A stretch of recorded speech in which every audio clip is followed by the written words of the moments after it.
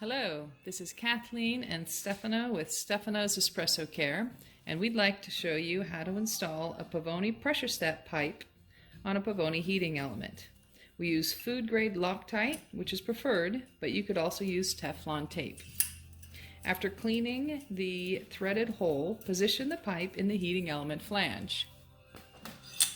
Inspect the boiler edge after it's tightened,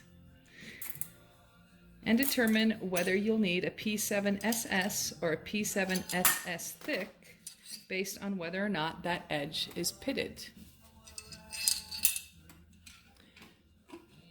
Bolt the element in place with the ground wires washer under the appropriate bolt.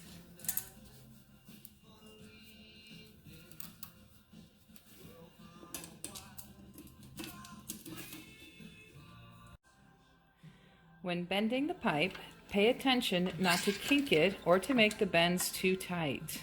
The copper pipe is soft enough that you can bend it by hand, but you could also use a screwdriver handle or a wooden dowel to help.